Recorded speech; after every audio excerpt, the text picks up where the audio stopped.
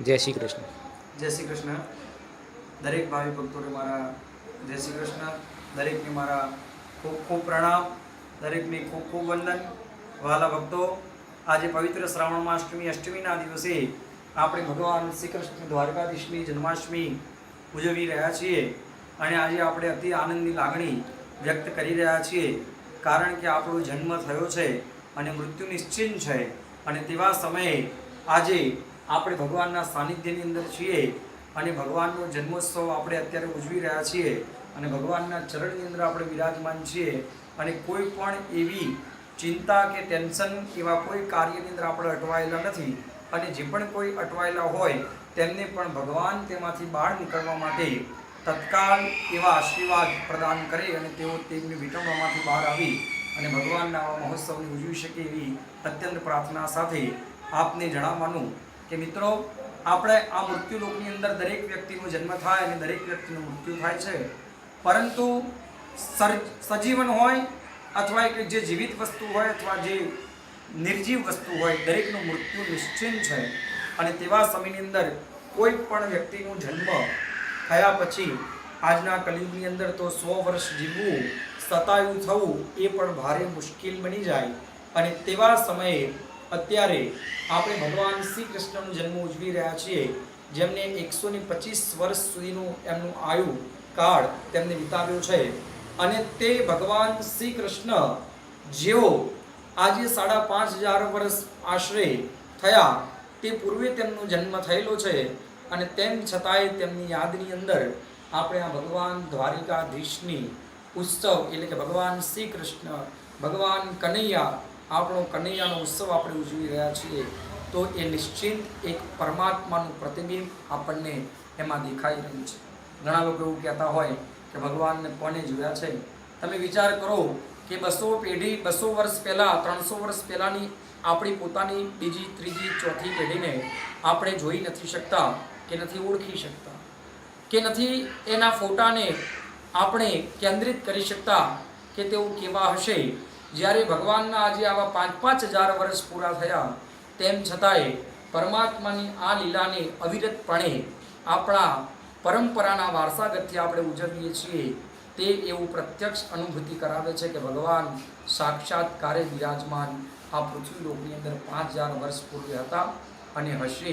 એ વાત સનાતન સત્ય છે, એને નકારવી એ આપણા હિન્દુ પરંપરાની મૂર્ખતા ગણાય. આજે જન્માષ્ટમીના આ પર્વ નિમિત્તે આપણે વધારે તો ઘણું બધું આપણે બધા જાણીએ છીએ, પણ ભગવાનના ગૂઢ રહસ્યને કોઈ જાણી શકતું નથી. આ ભગવાનના ગૂઢ રહસ્યને જાણવા માટે આપણું પોતાનું એક આધ્યાત્મનું સ્વરૂપ પરમાત્માના અંશની અંદર જ્યારે સમર્પિત થાય, પરમાત્માના ચરણમાં સમર્પિત થાય, ત્યારે પરમાત્માના દિવ્ય સ્વરૂપને આપણે જાણી શકીએ.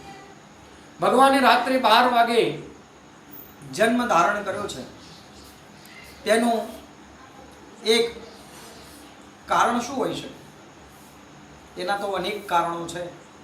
જેવી રીતે રામાવતારની અંદર ભગવાન રામચંદ્રજીએ જન્મ લીધો ત્યારે તેવા સમયે મધ્યાહનકાળના 12 વાગેલા, એટલે રાત્રિના સમયને ન્યાય આપવા માટે ભગવાને જન્મ લીધો. દિવસના જાગતા લોકોને ભગવાને રામાવતારમાં આનંદ આપેલો, એટલે આ કૃષ્ણ અવતારમાં રાત્રિની અંદર જે સૂતેલા અને વિહર કરી રહેલા પ્રાણીઓને આનંદ આપવા માટે ભગવાને જન્મ ધારણ કર્યો છે. અહીંયા પરમાત્માનું પ્રાગટ્ય થયું તેવા સમયે ગાઢ નિંદ્રા છે. અને જ્યારે રામાવતારમાં ભગવાનનું પ્રાગટ્ય થયું ત્યારે સારી સૃષ્ટિ જાગેલી છે. અહીંયા પરમાત્માના દર્શન કરવા માટે કોઈની નિંદ્રા ખુલતી નથી. પરમ ઈશ્વર આ પરમાત્માની લીલાને સમજી શકવી તે ભારેમાં ભારે મુશ્કેલ છે. આપણે ભગવાનની ગાથા અને કથાને ઘણી બધી સાંભળી છે અને ઘણી બધી જોઈ છે અને ઘણી બધી વર્ણવી છે. અહીંયા એવું કહેવાય કે કદાચ જ્યારે ભગવાન રામચંદ્રજીએ રામનવમીના દિવસે જન્મ ધારણ કર્યો ત્યારે આગળની અષ્ટમીની રાત્રિ એવું કહેતી હશે કે તમે મારી રાત્રિમાં જન્મ લીધો હોત મને દુઃખ થયું. કોઈની લકી ડ્રો લાગેલો હોય, પહેલો નંબર આવે અને એની જીત થાય તો એના આગળના નંબરને આશ્વાસન નામનું ઇનામ આપવું જોઈએ. અને એ પરંપરા આજે ચાલે છે. તો એવી રીતે અહીંયા પણ પરમાત્માએ બીજા જન્મની અંદર તે અષ્ટમીને ન્યાય આપ્યો. રામાવતારમાં શુક્લ પક્ષમાં જન્મ લીધો એટલે કૃષ્ણ અવતારમાં કૃષ્ણ પક્ષમાં જન્મ લીધો છે. ભગવાને અહીંયા ભગવાને પરમ કૃપાળુ પરમાત્માના સ્વરૂપને સમજવા માટે આપણે બધા શક્તિશાળી નથી, પણ ભગવાને આ કૃષ્ણ અવતારમાં જન્મ ધારણ કર્યો ને બરોબર રાત્રે મધ્યરાત્રિએ 12 વાગે આવ્યા.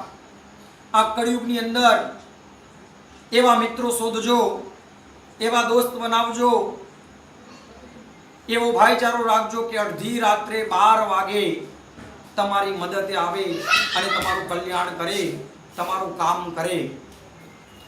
અહીંયા ભગવાને બરોબર રાત્રિના 12 વાગે જન્મ ધારણ કર્યો અને રાત્રિના 12 વાગે જન્મ ધારણ કરી 55 વર્ષના નંદ રાજા અને 50 વર્ષના જશોદાજીને આનંદ આપવા માટે પરમાત્મા ઘેર પધાર્યા. ભગવાન ની એ પ્રમાણે ભક્તિ કરવી કે જેના કારણથી પરમાત્માને સ્વયં અડધી રાત્રે આપણી મદદે આવવું પડે. ભગવાન અડધી રાત્રે મદદે આવે એવા એક પરમાત્મા છે. અહીંયા ભગવાનનું સાનિધ્ય આપણને બધાને પ્રાપ્ત થયેલું છે અને આપણે આ ભગવાનના ચરણ કમળની અંદર આપણું નતમસ્તક ઝુકાવી અને ભગવાનને પ્રાર્થના કરીએ કે હે ઈશ્વર, તમે અમને એટલી શક્તિ આપજો, એટલી શક્તિ આપજો, એટલું સામર્થ્ય આપજો કે હે જનાર્દન, હે ચતુર્ભુજ નારાયણ દેવ, અમે આપની ભક્તિને કરી શકીએ અને કોઈ પણ સમયે કરી અમે આપની યાદને ન ભૂલાવીએ તેવી અમૂલ્ય શક્તિ તમે અમને આપજો. આજે ભારત વર્ષની અંદર આ ભગવાનને લોકો પૂજે છે. ભગવાન શ્રી કૃષ્ણ, દ્વારકાધીશ, શ્રીનાથજી મહારાજ, શ્રીજી બાબા જગન્નાથજી ભગવાનનું એક જ સ્વરૂપ છે. સત્ય સ્વરૂપે આ જગતમાં રહેશે તેવું સત્યનારાયણ ભગવાનની કથામાં લખ્યું. અહીંયા તમે 56 અન્નકૂટના દર્શન કરી રહ્યા છો, 56 ભોગના દર્શન કરી રહ્યા છો જે ભગવાનની સન્મુખે ધરેલો છે. આ 56 ભોગ એ શું છે? તો આ 56 ભોગ એ ભગવાન નો પ્રેમ છે. ઘણા બધા એવું કહે કે ગરીબ માણસ હોય તો આ 56 ભોગ કેવી રીતે ભગવાનને અર્પણ આપશે? જે વખતે ભગવાનનું પ્રાગટ્ય ગોકુળમાં થયેલું છે, ભગવાન મથુરાથી ગોકુળ ગયા અને ગોકુળમાં તેમની ક્રિયાઓ કરીને વૃંદાવનની અંદર ભગવાન ગાયોને ચરાવે છે. તેવા સમયે 360 ગોવાળો ટોળે મળીને સર્વે ભગવાનને ઘેરી પડ્યા છે. ભજન છે 360 ગોવાળો ટોળે મળીને. અહીંયા